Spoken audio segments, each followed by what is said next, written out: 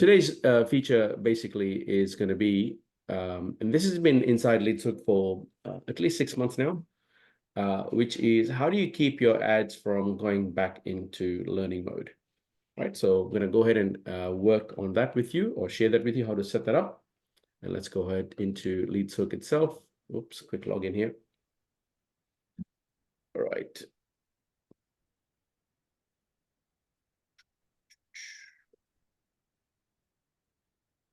Okay, cool. It's got to do with the experiments feature. So one of the things, or one of the common feedback that we received, or when I was working in consulting for split testing, and every so often, users do call up saying, "Hey, can I get an hour with you or a couple of hours with you to work through some of the issues we're facing?" And naturally, split testing always comes up as a topic. And I realized that a lot of people don't test is not because they can't test or don't want to test, and there could be other reasons, but the main one is that, especially with Facebook, is I don't want my ads to be changed because it's going to go back to learning mode. And we looked at quite a few third-party products, and I even built a custom tool which I shared in Techie SOS, which is the course that I'm doing, where I create technical solutions to fairly complex, well, seemingly complex problems without any coding. I just use one of the AI tools like ChatGPT or whatever, and I present how you could quickly hack something up. The idea is not necessarily to turn into a developer, but to quickly test some ideas out, which if you were to go and sign up for a software and you set all the whole thing up, and next thing you know, you've just wasted 4 or 5 days setting up software rather than getting on with the job. And sometimes it's just quick and fast if you know a little bit of coding to get everything done within half an hour and be up and running. And then if that solution works and you're like, okay, cool, now I've understood details about my problem, let me go and find a more real solution. So now you know how to evaluate a software as well, because you've got a good working experience of what you're actually looking for as far as the outcome is concerned, rather than evaluating software based on just features without fully understanding what exactly are you looking for. So one of the things that I realized is that because a lot of people don't want to test, it's because the ad's going to go back in learning mode. We created this experiments feature here. I'll go to there first, where what you can do is, even if you have no intention of split testing, you can still use this, right? And the way to do it is, I'm just going to call this, let's say, I don't know, solar funnel, or my solar campaign. Solar here, save. And I go here and I add my landing page. So let's say if it's an embedded page, then I'm going to just maybe start with something called a control. That's my version 1. But you don't have to, or describe it however you want to describe it, right? You'll pick the DT that you're using. I'm just going to use this one in the example here. Obviously, there's a domain that you're going to use. If you've got custom domains, then they will pop up here as well. You can go ahead and select saying, that's my custom domain. If it's obviously, if it's embedded into another page, then you would click that and you would add that URL here. So let's say, for example, if, oops, not that. Let's say if I'm going to go here and put, LeadsHook. Come here and put, let's say I've got my page sitting on whatever my domain is. I'm using Amazon here, and give it some descriptions. This is control, I don't know, version 1, right? And I'll press save. Now, if you're not embedding, then click that option off, and that URL ends up here. So go ahead and press save. That's it. Now what happens is you're going to pick your whatever custom domain you've got. If you are using custom domains from the list here, I'm just going to, let's say for this one here, go ahead and click that. And what I'll do now is I'm going to go and add this in all of my Facebook ads. Then obviously it's question mark, and then it's going to be, all of your UTM stuff, UTM campaign equals, whatever, ABC, ampersand, UTM underscore source equals, Facebook, whatever it is, ampersand, UTM underscore, whatever term, I think terms are one of them, yeah, term. Equals, and you can actually come here and put your, this is where you put your variables from inside Facebook itself. You can do that, ad set ID or whatever the heck it is, and so on and so forth. And that would be what you would put inside Facebook itself. The person will come to this domain. This will immediately get passed on to wherever they redirect to. So obviously it's going to be redirected. You're going to redirect from this domain to that domain right there. But whatever you pass in the params is automatically passed to the other page. So whatever you're tracking out on this page, whether it be GA or Hyros or any other third-party tracking thing, is going to trigger as normally as if it came from directly from Facebook itself. Now, what this does is that this is the link that you're going to put in your ads now. So if you want to ever change this, so let's say, for example, I realize, my page sucks and I just want to add another one. I can just go ahead and add another page now. So I'm going to call this is going to be my version 1, version 2 lander, for argument's sake. Go ahead and pick my DT. Let's say I'm going to use the same DT, but I've made some edits around the place. It's the same DT.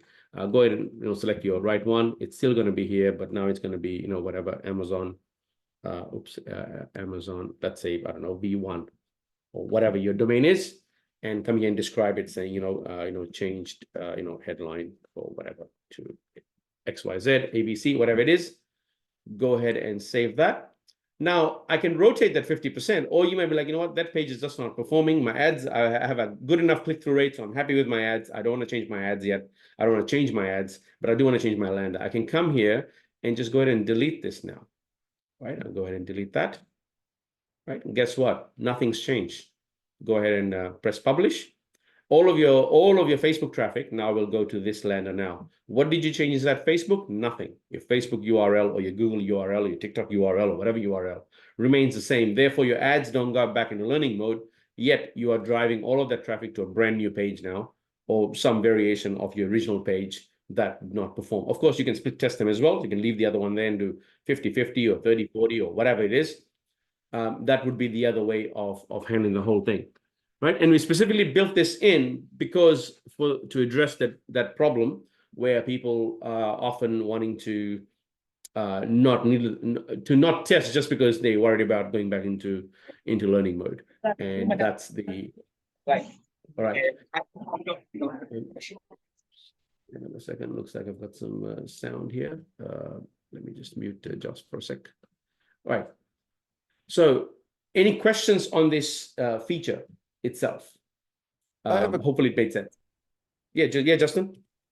So, I mean, typically when you start to split tests, let's say you have a control with enough data that you feel like it beat out other variations. Do you start again at a 50-50, or statistically, where do you start? No, you don't. So generally speaking, in order to get a good result, you want to test for at least about 10 to 14 days, right? And so what you want to do is you want to work back and saying, listen, you know what? If I get 150 conversions within 2 weeks or 14 days, for example, I'll be happy with that, and that'll give me a good enough result. So you work back and say, well, what would my spend need to be? And in your case, let's say if you're spending, let's say 100 grand a day or whatever, then you might be like, you know what, I'm just going to do like a 90-10 or maybe even a 95-5, because the odds of beating your existing control, especially after you've done a few tests and you've gotten rid of all the easy wins, it gets harder and harder and harder. So you don't want to needlessly do a 50-50 split. Plus, it's suboptimal to say I want a result in 10 days, but you run enough traffic where you're going to get a result in 1 day, statistical result in 1 day. But that's not really true result, because you need the variation of traffic to give you a true result. Because there was a campaign I worked on. They were spending about 5 mil a month, and they were telling me within 5 hours or whatever, they were getting a result. And I'm like, yeah, but the result's nonsense, because there's enough volatility in the traffic that you want to run it for at least 10 to 14 days to get something a little bit more real. Because if you were to run that same test tomorrow, you might get a totally different result. This is at scale I'm talking about, after you've done a bunch of tests. Obviously, if you've got a really crappy page, is version 1, it's fairly easy to beat that, and if you and maybe you can make an early call. But generally speaking, I prefer for you to run traffic, or at least the preference is, at least for even my own stuff, I run traffic for at least 10 to 14 days, because of the volatility. The audiences are not as stable as we all think they are, and there's enough variability to account for that. Plus, we have things like weekends and Easter and all that sort of stuff. So that's for that reason. But it's a great question, and it's correct. You don't want to do a 50-50 split where you get because if that doesn't perform, and it probably won't, then you've wasted that underperformance. Let's say, for example, if your control is converting at 10%, and your variation is going to convert at 8, then you've just lost 2% of leads worth of revenue, right? So that can end up being significant. So you want to be pretty much a miser and always assume that your control is probably going to be unbeatable, and only rotate enough traffic to the variant. In the early days, when you don't have a lot of data and you really just making guesses, 50-50, or if you're doing 3 landers in 33, 33, 33, is perfectly good enough. But at some point, you will have to give your variance as enough traffic so you get a result in about 10 to 14 days and no more. So just to kind of like summarize that, after you've kind of Yep. split test the initial pages Yep. that you start with, and you find your control, if you want to put Yep. an experiment in, typically you'll give it a 10 to 20% weight on the new page and Correct. have it go around And 10 to 14 days. Correct. Correct. You want to run for at least 10 days. The reason for that is because, and you may have seen that, like, one day you have a great day and the next day is like nothing changed and it's a shit day. It's like, well, what the hell happened between day 1 and day 2? It's nothing happened. It's just normal volatility of the internet. And, especially in platforms like Facebook and TikTok, you're going to get a lot more variability than what you do, for example, in YouTube seems to be a bit more stable in that regard. And so for that reason, you want to respect that variability. And so therefore you want to plan your traffic in such a way that the outcome shows up at the 10-day mark or the 14-day mark, not in like 5 hours, which will give you an erroneous result, because obviously if it's a good day, then you'll be like, oh, cool, it wins. And then you'll realize that all of a sudden it's not winning so much over a slightly longer period. And so that is how you want to sort of work it back, if that makes sense. Yes. Cool. Yeah, so what I'll do is, since you've asked this, next week I'll bring up my there's a whole presentation that I've done on split testing. I'll redo that next week on the same thing and kind of go through the kind of like the granular details about why what's the reason for this. Oh, by the way, this is a server-side split tester, and that's the reason why we did it on the server side, is because if you have a client and if you do client-side split testing, which is where you put a little bit of script on your page, what happens is, generally speaking, and this is why you want to do an AA test to verify that, you will find that in fact, I'll see if I can draw it out here. All right. So if you are going to use a client-side tester, so client-side split testing, you'll normally get like a bit of a JavaScript code to put on your page, just like your Facebook pixel or whatever. And what that's going to do is it's fires first. So the page loads, fires script. Now, almost always, and this is why you want to test this, depending on how heavy the page is and a whole lot of issues around the page, you might find that your control loads, let's say 500 milliseconds faster. That sometimes is significant enough where the variation, even if it is a better one, has a lower conversion.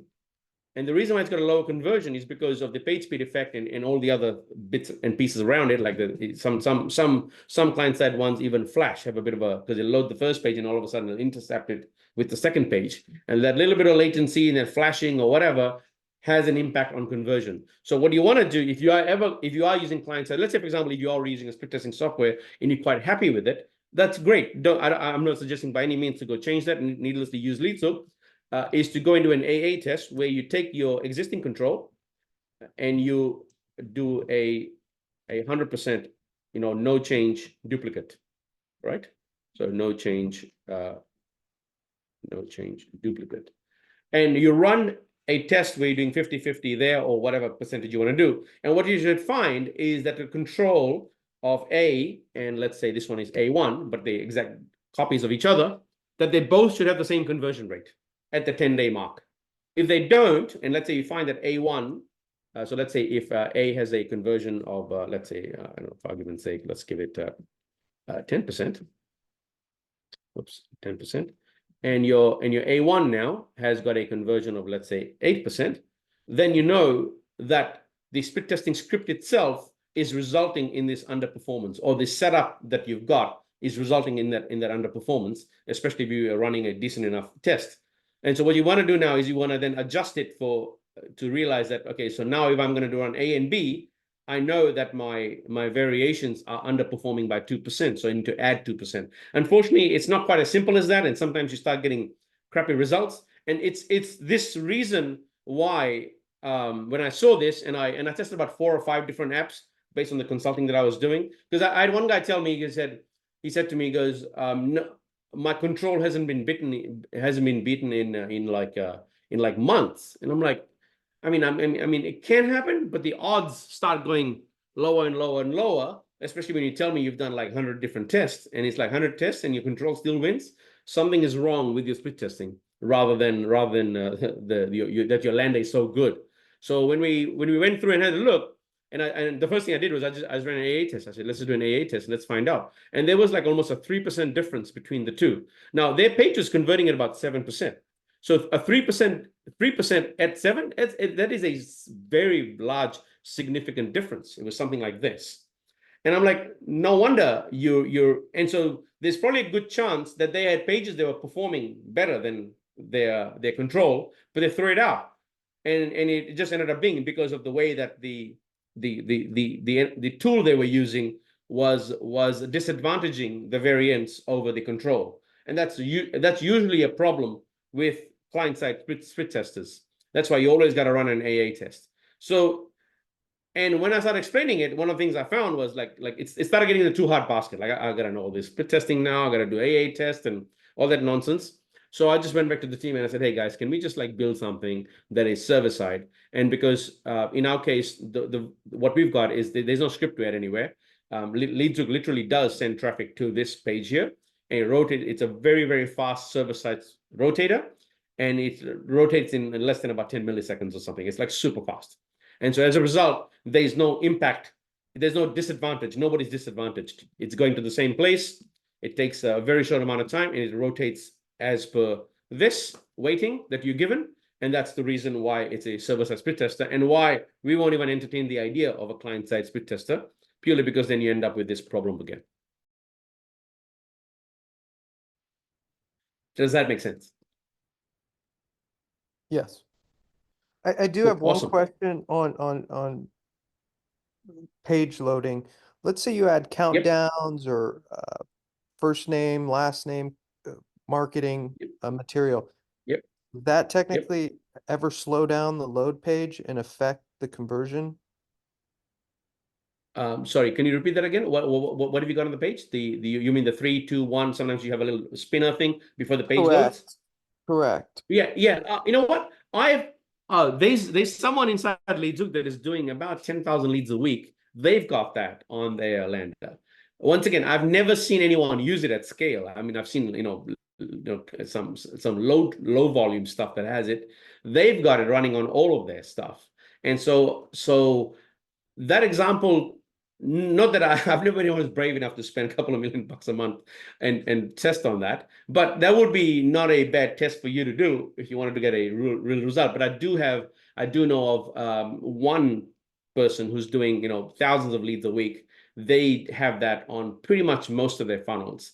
And I think the reason why they're doing it is not because they're counting down, it's because they have a whole lot of these scripts and stuff that they want to run for tracking and for analytics and all that kind of stuff. And it's pretty heavy loading. And so rather than having latency on the page load itself, they have that. And they're running paid traffic too. So it doesn't seem to impact, well, at least it doesn't seem like it impacts, unless their conversion rates are so good that they don't mind paying for it. But that would be something to definitely test. But I've never seen anyone do that at scale. Most people just load it up, just load the page straight away without that countdown timer thing. So yeah, I guess my answer to that is I don't know. Because I've never seen a test that has been done for it. I've seen examples of people using it, but I've never seen a split test where they've got the timer thing going on, the countdown timer versus not, and they've run a good test on it. Well, see, one of the problems is a lot of people there's a lot of shitty tests out there, and there's a lot of results being shared as if it's generalized. So one of the things that you want to be quite careful, especially for split testing, and you may already be aware of this, I'll just repeat it, hopefully not preaching to the converted here, is is that you want to make sure that you take the test as a localized result and not a global result. So just because my countdown timer has no impact on conversions doesn't mean that your countdown timer will also not have an impact on conversions, because I may be sitting in the US and most of my traffic is desktop and everyone's sitting on on super high speed internet, so it doesn't make too much of a difference. And you could have someone else, because we got quite a few users in South Africa, they still got 3G and all that kind of stuff. And so just because of the speed of the internet there rather than the page itself, those things may have an impact that you don't see. And so you want to be quite careful that we don't generalize the results. So if anyone ever gives you saying, hey, listen, blah blah blah works, I think the best thing to do is just to run your own test, just to validate whether that also works for you, and not take it as a kind of like a gospel truth that it's going to work for everybody. And rarely those things scale, especially split tests. There are very few global results that just scale everywhere. There are a few things that you're going to run into that works pretty much in every funnel. But generally speaking, if you're going into tiny detail, you're going to find stuff that does not scale to every funnel. And so you want to test yourself, especially with a tool like this, where we're providing as part of the platform. It doesn't take much. Just set up a small test or duplicate a campaign if you don't want to touch your original. And I guess that leads me to the second point that I wanted to make about this split testing stuff here, is that when you've added this in here, you can rotate all this. But if you do have something, this is more like a warning thing, caveat. If you do have something that's running right now, leave that running until you run out of gas there, and those funnels or campaigns no longer work. At that point, obviously, shut those things off. But don't go around changing any of your working stuff just to go and do this. All new stuff should be done in this manner. All existing stuff, do not touch, because as sometimes you make one small edit and the campaign never comes back. So if you've got something that's working really well, it's nice and stable, yeah, leave it. I don't think it's worth the risk just for the purpose of testing to go around wrecking any of your working campaigns. Just leave them at some point they'll run out of gas. Maybe a week, maybe a month, maybe 6 months, whenever that day comes. At that point, you can turn those off.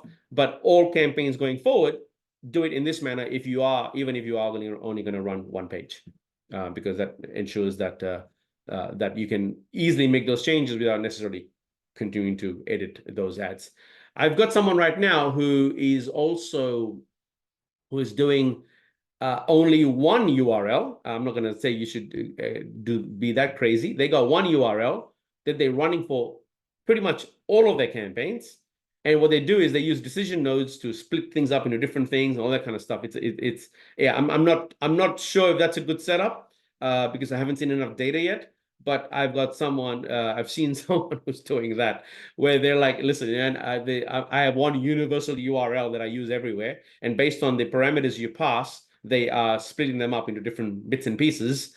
I'm not sure if that's the right approach or the smartest way of doing it. But it sure as hell means that his media buyer doesn't make any mistakes in tagging of the URLs, because it's always going to be the one URL everywhere.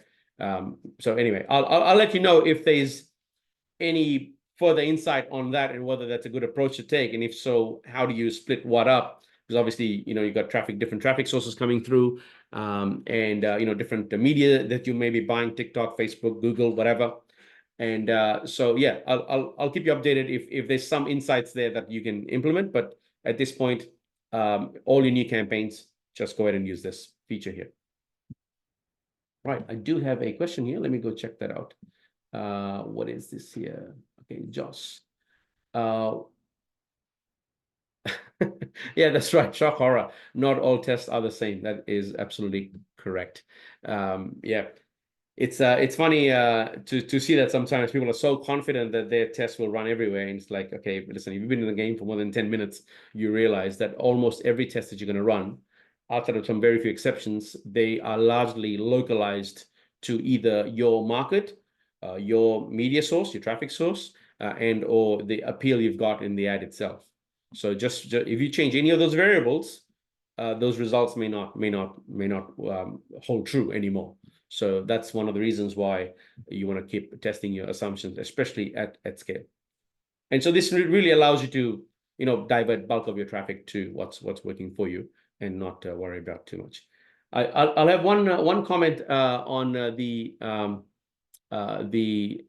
previous conversion labs. I think we'll have them up tomorrow. I was looking for a tool. I was lazy, so I was looking for a tool to automate my descriptions. I finally found one, and it actually is not bad. So we'll bang those out pretty quickly here. It's I don't know if you guys do a lot of YouTube stuff.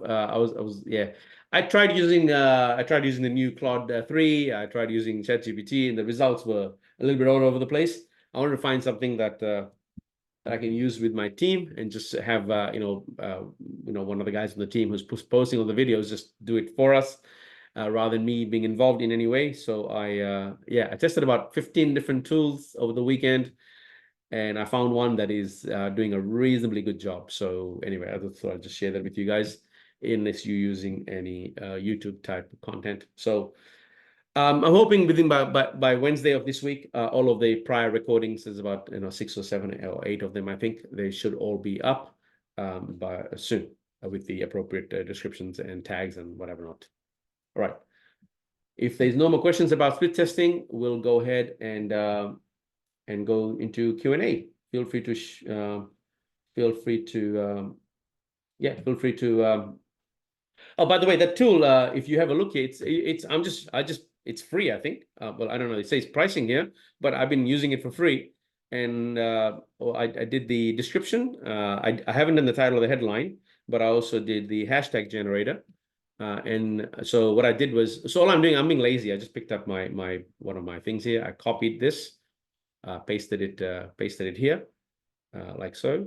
So there you go. That's one of my existing videos. And it popped up quite a bit of this. So it's not bad.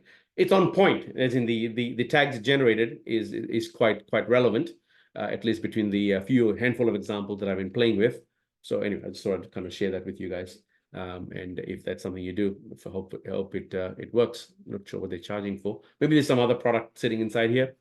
But there's so many tools, right? There's about 15, 20 of them coming out a day at the moment. So any problem you have, a quick search on Twitter gets you the outcome. That's what I did. I went to Twitter first, and that's my search term right there. And popped up, I think it's this one. Oh, there you go, or something like that. And came over to this site here, which seems to be cataloging all the different AI tools. And then from there, I came here and just started playing around with it. So yeah, handful of searches to get to the optimal solution. All right, we'll move on to our last section here, which is any Q&A that you might have. I will stop sharing in case if I have to share. Feel free to unmute your mic, video, whatever, and feel free to ask any questions you might have about any existing stuff you're working on that I can help you with.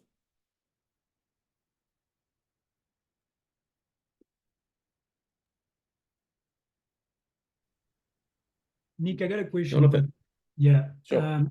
You recording the video. Where do we see the video again? You said YouTube. Okay, yeah. So, right. Okay, yeah. Now, so I'll tell you where to go. If you just go to, it'll be sitting inside the YouTube channel. So it's I don't even know how to give you my. There you go. Shows how much I know about YouTube. I'll tell you why I stopped posting stuff on YouTube. YouTube banned LeadsHook, my account. Oh, really? And I had all this video sitting inside our knowledge base, and all the videos went down, and we started getting. I worked basically. I didn't sleep for like about 3 days, and I transferred all of my videos into Vimeo, and that's why we use Vimeo on our knowledge base. And I appealed the decision. I said, "What the hell are you canceling me for? Like, what's isn't the and then they came back to us about a week later and said, "Hey, sorry, we made a mistake. There's nothing." It was all this stuff, like just like boring videos on marketing, man. It's not like I had any controversial topic covered here, and that's the reason why I stopped posting stuff on YouTube. I said, "Oh, screw you, man! Like, you know what? If you're gonna do that to me, I'll just go take my videos somewhere else." But I get it. It's a place where people go to for traffic, all this sort of stuff. So I'm gonna copy this and share it inside in the chat here. But that was the main reason why we stopped. Yeah. So that's it. They banned the account. And I think the reason was something to do with that controversial topic or some like I don't know, topic that wasn't appropriate.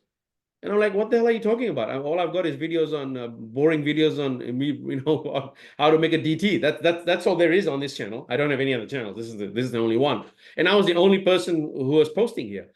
This is like, there you go, 4 years ago. So that's when I started, or 3 years, I guess, was the last one I posted. And I was like, oh, you know, this is just, I was like, screw you, man. If your algo is going to be that finicky, it's going to take me down, I will save my time, energy, and just not bother with this. So obviously, there was probably a price to pay for that decision. Anyway, we'll start posting again, but we've got backups for everything now. So we also keeping everything inside Vimeo as well. And so that way, if should anything ever go wrong and someone's like, hey, listen, you know, I can't find this video, we've got backups of it to, you know, either build a new channel out or whatever the heck it is. Obviously, at the time, it was just me posting videos. I didn't have a team. And so I didn't want anything to getting in the way of me, you know, getting stuff done. And that was the main reason for doing this. Yeah. So Twitter video. Yeah, cool. The last video I see, I mean, was 3 years ago. There's nothing new in there. Exactly. That's the reason why. Yeah. So I've got lots of videos that I've posted inside of Vimeo that I've shared. So I guess if you're looking for videos in the play, yeah, actually I wasn't sharing my screen. Let me just share my screen. Right. If I go to leadshook.com, if you go into guides here, guides, then I've added quite a few guides here previously. So there was one that I did for Fix My Funnel in 1 hour. I did data insights using pivot tables. I did how to use a DT for hiring, you know, increasing the odds of winning big. I did, you know, your business as a product. There was one that I did on the most important metric in selecting a market. And there's a whole bunch of, there's quite long videos here. There were webinars that I did, and I just posted them under the guides section. So, and then there's guide 1, there's guide 2. So how to move the needle in 1 hour was the one. The other one was there was a lot of conversation at the end of 2022, I think it was, or 2023, where people were talking about, you know, there are a lot of questions around like how to increase the value of my business. And so, you know, I've got a background in M&A and all this sort of stuff. So I posted a whole bunch of stuff on how to, you know, like your business is the product and how do you increase the value of the business rather than just all marketing stuff. Because a lot of people are just building businesses that have no value, i.e. just cash generation rather than really thinking about the exit and all that kind of stuff. So there was some interest in that. So I actually posted a bunch of stuff around that. So check it in the guides. That's where you'll see most of the videos. All this stuff is going to get transferred into the YouTube channel. But now that we have backups and I've got a team that manages all this sort of stuff now, so I'm in a much better position to do this. And if something goes wrong, you know what, we can easily, you know, work around that. And all the videos inside our knowledge base, which is leadshook.com/help, they're all sitting in Vimeo, and Vimeo doesn't take anything down. So I've got a secure position from which to build the YouTube channel now. And plus, my SEO guy keeps telling me, you need to get on video, man. so he's been nudging me for it. Yeah, I don't personally like doing its work, man. So I'd rather just build software. I'd rather just, you know, find hacks of how to get more conversions. I enjoy that much more than needlessly making videos. So, but he's been nudging me a lot for the last 3-4 weeks. So I've started making long form video content that we then splitting up into tiny content and then putting them into shorts and all that sort of stuff. So that's all getting optimized. And yeah, I guess we start from this week. For there again, I've actually been playing around with a few AI tools that split your clip up into. The problem is that, you know, whenever you start using these third-party tools, that they're suboptimal, where, because obviously in a topic you might cover 7-8 areas, just like the way we are in this call here. We've gone from split testing to YouTube to AI tools. It needs to split at the right place where you're moving the conversation to the next topic. Unfortunately, AI has not been able, well, so far, at least the tools that I've played with haven't been that good. So there you go. That's the place right there. Otherwise, it's going to go into here. And I think hopefully if we get a few more likes or something, I might be in a place where I can actually change that to just LeadsHook. But at the moment, it seems to have this stupid number here. Once again, my video guy knows YouTube better than I do. So he's going to go ahead and, you know, make all the edits. He's just telling me, hey, I need you to make a video around A, B, C, D. And that's about the extent of my contribution on the SEO side of LeadsHook, but it's been doing reasonably well. All right. I was just confused because you said the weekly recording, you were placing. Yeah. So anyway, so it should be up now that I've got the description thing sorted out. He'll be posting it. Being Easter, I think some of the team have taken a day or two off, so I think we're all back online by Tuesday around the world. And so we should have the thing done at least by Thursday, Friday of this week. Everything should be up. In fact, all the videos are all there. It's just a matter of uploading it. But it's a new person we hired on our video side. I haven't worked in it before, so I didn't want him to just bulk post stuff without reviewing anything. So he's done one or two, and so anyway, the usual stuff that you do when you hire someone new, until they've earned your trust in some way. Just don't want to unleash someone in case they end up causing more issues than they solve. So that's the reason why. But he's been with us for about 3-4 weeks now, so we're pretty comfortable that he knows what he's doing. And he'll be working with pretty much autonomously most of the stuff now. So yeah, give me another 2 or 3 days, we should have everything up. But I'll make a post in the Facebook group as well that this thing is up and running now. So that way you can go ahead and check the videos out with the dates. Right. Any other questions or anything that you guys have been working on? I have a question. I know that LeadsHook is made for leads. But if we're using like the LeadsHook to make landing page in order to make calls, how do we track like the calls button? Like when the button is pushed, how do you track this in LeadsHook, or like just how do you track for it? Because we've been using I don't think it's so you basically mean something like this. I'm going to go to, just as an example, let's go to leadshook.com. So let's say if I click that button, you want to track that as a tracking event. Is that correct? Correct. Okay, cool, easy. All right. Are you? I'm not seeing your screen. I don't know if you're sharing it. Oh, so sorry. Oops, maybe I've stopped sharing. All right, let me stop sharing. Start sharing. All right. Sorry, I meant click this button, and as a result, you get a conversion event. Okay, so we'll go into V2 tracking, and I've got a whole section on the page where I share what to do. So if you just scroll down to so this is for all the people that, in fact, this came about as a result of someone who was doing pay per call campaigns. Like, hey man, how do I click my conversion when someone clicks the button? And that is where this comes in. So there you go. It's the data layer inside the iframe. So this section here. So essentially what you're doing is you code the buttons. I think I share this in this video here where maybe it's not that one. Let me see if I've got that. It's this video here. I'm so sorry. This 13-minute video. This is the one where I share how do you deal with buttons and how do you add scripts. So what you'll basically do is, I'll see if I have an example here to show you. Paper call. No. Call. Call funnel. I don't know if that's something there. Okay, maybe there is.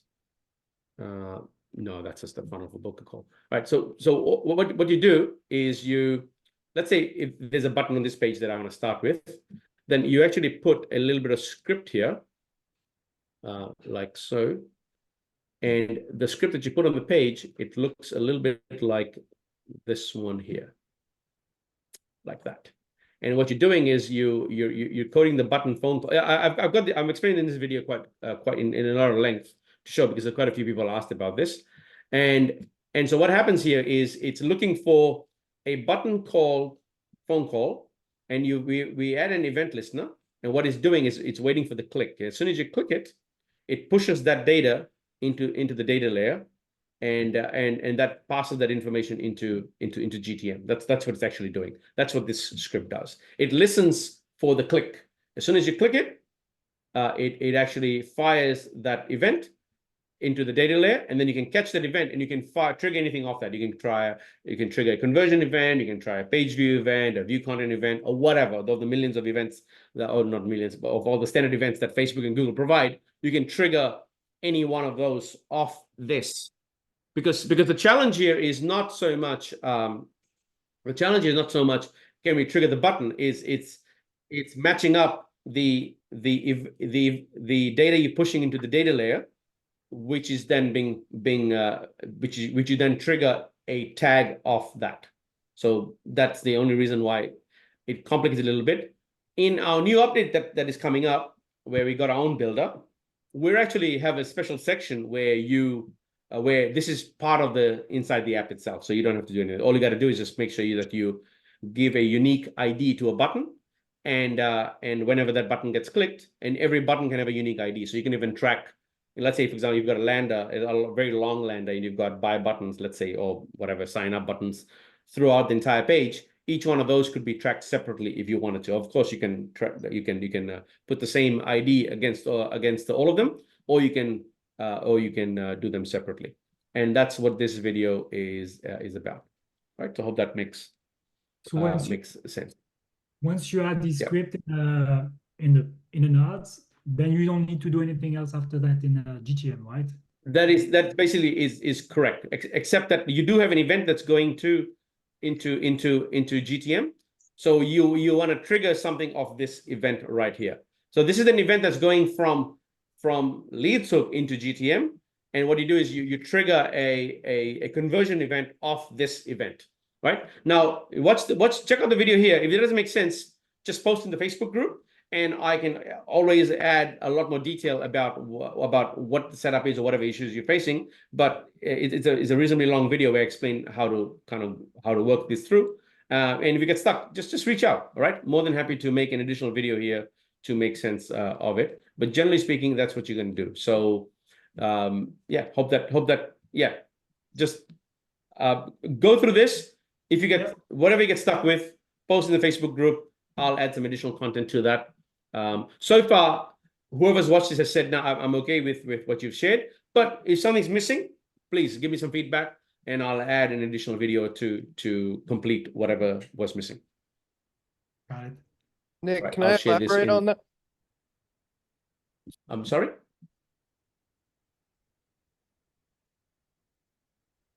Sorry, could you repeat that? I don't know. I think Justin was talking. Yeah, but I think someone else was asking a question. I didn't want to interrupt at the moment. Sorry, yeah, Justin, over to you. Yeah, kind of elaborate on the purpose of that is like, so we're buying Facebook traffic, right? And at the end, Yep. we're looking for a lead, right? That's like bottom of the funnel, the completion. Yep. But Yep. what we notice, it takes a significant amount of money to get to that pixel fire of a lead. Yep. We're trying to move up an event pixel above. So let's say, for example, we're looking for homeowners. That's part of the qualification. So if they select that they're a homeowner or they're a renter, trying to fire an event pixel for just homeowners to give us, give Facebook a little more data at the top. Okay, cool. Okay, if that's what you want to do, then you can do something very similar to this. So let's say, for example, I've got this funnel here. What's my question? My question is, have you which of the following assets, I should have probably said, have you invested in previously? Precious metals. I think it's probably some investment funnel I was showing someone what to do. And let's say, for example, if I'm looking to trigger, let me do a page view again. I'm looking to trigger if someone has selected, let's say, precious metals, right? Because I'm doing precious metals funnel. I don't want to trigger anything so in your example, you're like your homeowner versus non-homeowner. In my case, I want to trigger something for the precious metal guy here. So there's a couple of things I can do.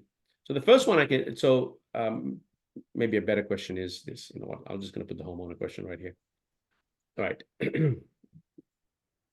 Are you a homeowner or renter? There you go. All right, it's a multiple choice, and I'm going to go renter and homeowner. Right. There's a much easier way to execute all of this, so I'll go ahead and show you that. Show all answers in the canvas. Press save. Right. So now I have them going in different directions. What I can do is I can add just this here. Where is it? Transition. There you go. All right. And I'm going to say fire conversion event here. Right. Okay, I'll bring it down to, let's say, I don't know, 0.1 of a second. And let's say if it's Facebook, I can actually trigger a event right here. So let's say this homeowner is worth $50 USD, right? And press save or whatever the value is, like so. And I'll do my homeowner, my homeowner here. So that renter goes to, I don't know, thank you so much. Sorry, can't help you. That goes like so, and then you continue with the rest of the funnel. So what's happening is this is a transition event that has got only 0.1 of a second. Nobody notices it. It just flies right through. And but as it flies through, it's going to fire your lead event.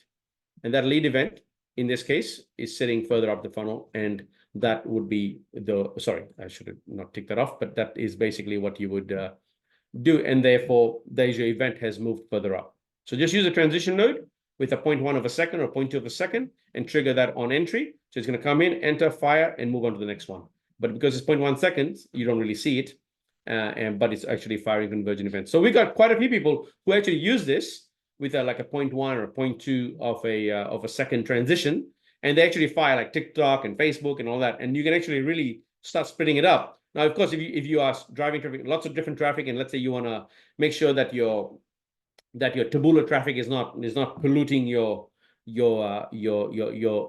traffic from Facebook, and you don't want to mix them up for whatever reason, you can actually use a decision node and just say UTM source is Facebook, and then fire the Facebook one. UTM source is Taboola, then go fire the Taboola one, and therefore you don't have to mix them up. So you can still have one funnel, except you'll be adding a few more of these in, but that's far better than needlessly managing 50 of these decision trees if you don't want to. So there's few ways of doing it, but that would be probably, this is the easiest way to do it. And then the day you want to move this event further down the funnel. So let's say now you want to fire after your name and email, for example, you can just come ahead and do this like that. Obviously, go and sort that out and bring that further down here like that. And just replace it right here. Same node, nothing to change. You just move the location of it. Everything else remains the same. It's still a lead event, except the lead event now has moved further down the funnel. And now you can trigger here as you're getting better traffic your conversions are getting better, therefore lower cost. You want to move it further down. And then finally, you can move it all the way down just before the results page itself. So that's the flexibility that's available. We can move your conversions around the decision tree based on where you are. Does that help? Yes, I mean, you can create multiple events, right? Correct. You can create as many as you want. Create as many as you want. Use a decision node to make sure that you fire them in different places, and that's the other way of yeah. That's probably the easiest way of doing it. I mean, of course, you can add scripts and all that kind of stuff, but why bother with all that extra work when you don't have to? Thank you. No problem. Right. Any other questions? If someone has no question, I have a question. Right.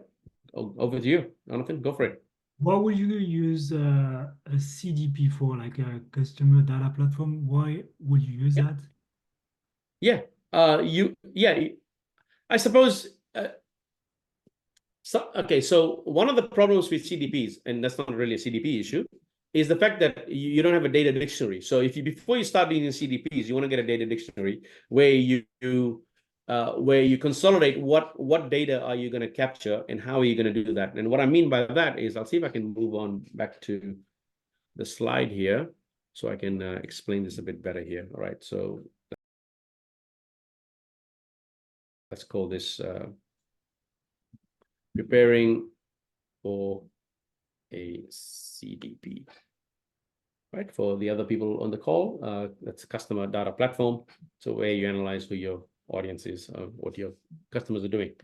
Right, so usually what happens is a lot of people mess up their CDPs because they don't have a data dictionary of some sort. And what all I mean by that is that you standardize how you're gonna capture the information. Now, let's say if you it's obviously going to get name, email, phone number, all that kind of stuff. But where it adds value is when you start capturing the other data, right? So things like your homeowner, your credit rating or credit status, let's say if you're doing, personal injury, then you're going to have your injury dates, or sort of where you were injured, where it's in which body part, where you're injured. If you're doing solar, then you're going to be, roof size or even state, and those sort of things. So if you are going to do this, then you want to think of the person, and then you go home and you build a data set around the home, and you go credit rating and build a data set around that, and you go, let's say if you're doing finance, and you're going to be around their finance and investments. And what you want to do is you want to make sure that is well documented and you've thought through, because that way, when you're sending the information, you are sending information to a predefined set of fields that are not being chopped and changed on the fly. Because I've seen a lot of CDPs and it's a royal mess, because what's happened is the solar guy has just added a bunch of solar fields in there.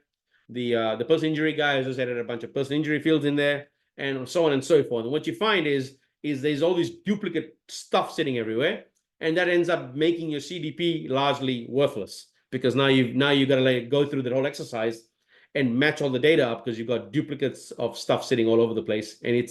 And that's the whole reason for having a CDP, that you consolidate everything in a nicely defined way. So I think the first thing to do is to prepare a very standard way of tracking information. And you want to lock it down where only one person has access to that, and not let anybody mess around with your creation of the data fields and stuff. And you want to consolidate right down. So much so that you may want to say, listen, you know what? We need to have a discussion before you start adding custom fields, because now you're like, well, is an existing field we can use? Why aren't we reusing some of our data here? Why are we always, and all that sort of stuff. And we see that inside LeadsHook, where we'll look at accounts, and they'll have like 25 email fields. And I'm like, we already give you a system email field. What do you need the other 24 for? And then they'll be like, email solar, email personal injury. And I'm like, email is email. Like, separating them by solar or by market vertical adds no value, at least not that I've seen. Maybe there is some value to be gained there, but I haven't seen a good. And so they just needlessly. So now what you got this email field sitting in 25 different fields. So you want to consolidate that into, now that's a silly example. I mean, it's an example because you're looking at data that is a personal data, a PII data. So you normally don't use that in a CDP, or is usually removed or stripped out. But what ends up happening is you do the same thing with for example, roof size or state or province. Sometimes it's like sitting as abbreviations, even the data itself. So you might have state sitting as CA for California, and other times it's California.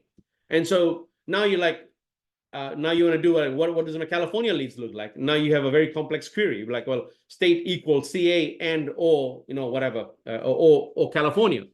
So I think that's where the real value to be added is, to make sure that you make sure junk doesn't get into your CDP, because that renders all of the extra stuff that all the value that CDP can provide, the CDP can provide, largely worthless. And now you spend hours trying to clean everything up. So that's the first comment about CDPs. Make sure that you have a very strict policy on what information is going to get in, and you just don't needlessly just shove anything in there just because you can. And so that's the first part. Let's say you've solved that problem. Otherwise, what you can do is you can actually pull the data out and just use pivot tables as well. So if you're looking for a CDP for like broke people, I guess, then you can just dump the data out and do pivot table. And I actually covered that in this call right here. Where is it? There you go. Data and insights using pivot tables.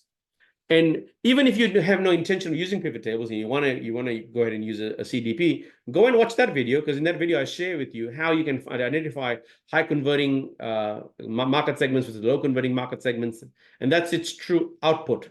But junk in, junk out, right? So you just want to make sure that is the output part is normally easy if your input is nice and clean. So yeah, do use it if you feel the need to. I have not seen a big need for it, unless you're doing millions of leads that are out there. But I've seen people achieve the same outcome just by dumping everything into BigQuery or some database and just running some queries around it. My favorite tool is basically just a pivot table. Even if you've got, you know, a couple of 100,000 lines, you can still very easily do that in a nice little pivot table. There was a life insurance funnel that I worked on. They generated 100,000 leads in about 6 months. So obviously 10 times more leads that come through of their conversions. And we use Google Sheets. For that, it was a bit slow, but it worked. It did the job. We just dumped all the data out of LeadsHook. They were transferring data into Google Sheet. We then did a VLOOKUP, and we brought in data from their call center system, put everything in, match it up into one so we could see what the conversions looked like. And then we try to differentiate the audience by saying, well, of all the conversions, what do they look like? You know, where are the big clusters of people that are sitting in? And we identified a bunch of things around what kind of salespeople convert, what kind of leads. We found a bunch of stuff around what states convert better than other states. Like, there were a lot of insights that they didn't know, which then went back to the media buying team. The media buying team was able to adjust their campaigns to stop buying or stop going after leads that weren't converting and go more for leads that were converting. But the bigger benefit you get is once you identify that, you go and you change the copy of the ads itself, because you can see there's different audiences that are coming into your funnel, like single parents versus, parents versus, older generations looking to retire or whatever. And so you can see like this different groups of people that are buying your product or service, and you build campaigns around the segments rather than just one big, broad, generic campaign. That's not to say that you don't want to keep running a broad campaign, but there's a lot of benefit to going after the niches. Or you've identified, well, listen, there's a lot of people here that are old. What other traffic source can they be? Well, cool, let's go to Microsoft now, because Bing has got a lot of that older audience, because that's the default browser on Windows. Or at least it was a default browser. So people just go into Edge or whatever the Windows 10, whatever the browser there is called, and they use that. And that would be the way to get the most value out of the CDP itself. It's nothing fancy about the tech itself. It just helps you organize lots of data easily and graph it and chart and all that stuff. But the true value is making sure that you don't put junk in and junk out. Hey, no worries, Eddie. Cool. Oh yeah, there's a good question here. Let me just answer that. Sorry, firstly, CDP. Does that answer the question? Yes, thank you. Awesome. Right. Can we purely? Absolutely, you can. Absolutely. So instead of going to a DT, just split the traffic between 2 pages. Absolutely, you can. That's the reason why we built this. We're going to be adding it into the DT soon. So there's going to be like a node. I'm going to share my screen here. There's going to be like a node that pops up here. Now that V1 is kind of ending, we have a lot more time to. So there's going to be like a split testing node. You put it in here, and you can actually rotate any nodes itself and add your conversions wherever you want. So one of the things that happens when you use a split testing feature and you identify a DT, when you go to this page, so let's say come here, it actually puts in a little. Let's see if I can find one. I'm sure I've got one here for split testing. Let me go into split. There you go, DT1.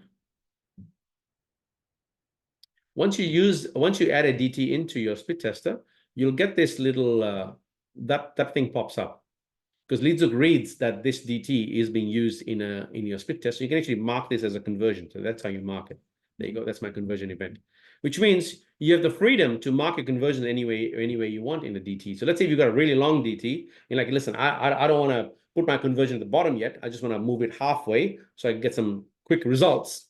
You can actually go wherever on any node. When you open it up, it gives you this little option here, and that's where you're going to go mark as a conversion, and that ends up creating the data for the conversions. So when you go to experiments, I'll see if I can. There you go. And I go stats.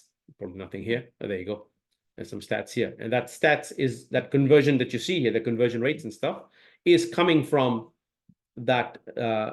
Is coming from this right here, because you are marking it as a conversion right there. So yeah, so splitting between 2 pages, how that would work is going back into experiments. I'll see if I can. There you go, landing page 1 variants. So there you go. I got 2 landing pages. I got that landing page on split testing page B, split test page A, and there you go, 2 separate pages. You may have the same DT on the page. That's usually what you would want to do. Having two separate DTs itself doesn't make any sense.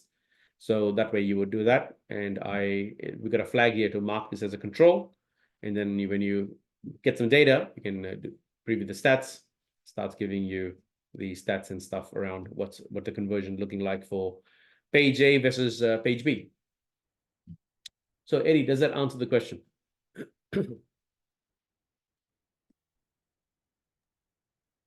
I think so. Okay. Thanks. Yeah. In order to, like, for example, I understand that you built the split testing feature because of the high price of like Optimizely and things like that. It's just gone up astronomical. Usually people would use Google Optimize for that. And so really looking at understanding that the split testing feature is available within LeadsHook. Yep.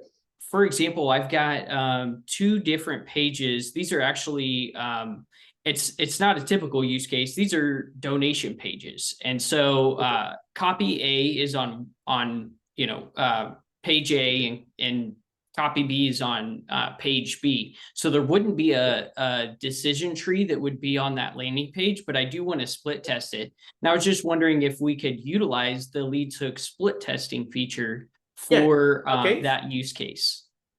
Yes, you can. That's a good question. If there's no DT sitting on it at the moment, no. In fact, that's a discussion we're having internally right now, is how do we open this up for other ways? Okay, so the way to do that is going to be two ways to do it. And that's in the pipeline. So what you'll have here is you'll have another little button here, and it's gonna ask you, it's gonna either give you a pixel, so you basically just add that little script on wherever you want to mark as a conversion, and the page itself. The second one is it's going to have a server side, it's like going to be like a postback URL. And if you can deploy postback URLs in your third-party page, go ahead and do that. If you can deploy the script, then you can go ahead and do that. Yeah, so that's not quite available yet, but that's something we're bringing in reasonably shortly, because I've received this feedback from a few people saying, hey, listen, I'm testing this on non-LeadsHook stuff. How would I deploy this? At the moment, I suppose you could put a LeadsHook decision tree in a 1x1 pixel. And in fact, you know what? We've got someone right now who is embedding LeadsHook DTs in a 1x1 pixel to track other funnels. Wow. Okay. Yeah. And I said to him, and I saw that, because a question came through saying, hey, there's a landing page here with no DT, but we can see the script. The team reached out to me and I said, oh, that's odd. What's going on here? And there's no DT on the page. And so I had a look and I said, and I had a look at the script and I could see like they put in a 1x1 pixel. And I'm like, what the hell are they doing? So I traced the funnel, and basically what they were doing is they were using, because we allow you to, because the DT allows you to, it gives you a nice little packaged up, gives you a nicely packaged GTM container. Like so. So that's what they were using it for. They were using our GTM construct to track non-LeadsHook stuff. I love it. And that's exactly what I was asking. So I was like, when I thought about it, I was like, that's pretty smart, man. I mean, as in, I think a lot of use case of how we're going to use, how this could potentially be used. I hadn't thought of that one. So that was pretty smart.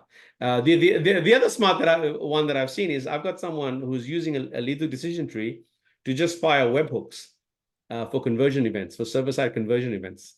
So what they do is between the funnel, they send it to LeadsHook. LeadsHook fires all the webhooks and they send it back to the other page. So it almost like it goes out of their funnel into LeadsHook, fires the stuff, goes back into the other funnel. And I was like, oh man, that's a very interesting use case. Once again, we can offer these things server side. You don't have to do these hacky things. And so now that we're learning, like there's alternate use cases of this stuff, we're accommodating those, because obviously, you know what, if you want to use it, yeah, go ahead and use it. Like we don't want to get in the way of someone using the more in different ways you use LeadsHook. I mean, the better it is for everybody, because it penetrates it allows us to create more use cases of existing feature sets. So yeah, there's some freaky use cases that are out there. We've got one guy using it in a call center of all things. Yeah, where they have call center agents who basically ask the question based on a DT. And so I saw that and I was like, this looks like a really weird use case. So I reached out to them and said, yeah, we're using it in a call center. And what it's allowed us to do is rather than giving 2 months of training to call center people, we can get them on calls within 2 weeks. It speeds up the learning curve. And it's just like this massive DT that goes in different directions based on how you answer the question. And it's the whole thing is just tells you what to say next, which is an interesting use case. So yeah, so give us I don't know, maybe give us another month or two, and we'll have that use case in there. In fact, we're gonna deliver that as part of the beta feature. And then the last minute, I said to my dev, I said, hey, listen, maybe we're overcooking this. Let's see if there's any demand for it first before we needlessly build it. So now that we've had a few people who reached out to us saying, hey man, we'd love to just use it for everything. Can you open it up? So yeah, we'll open it up very soon. Thanks, Nick. No problem. Right. Any other questions? Otherwise, we'll call it a night. Okay. All right, guys, if there's no more questions, we'll call it a night. Same time, same place. All right, guys, have a lovely week and enjoy the rest of your day.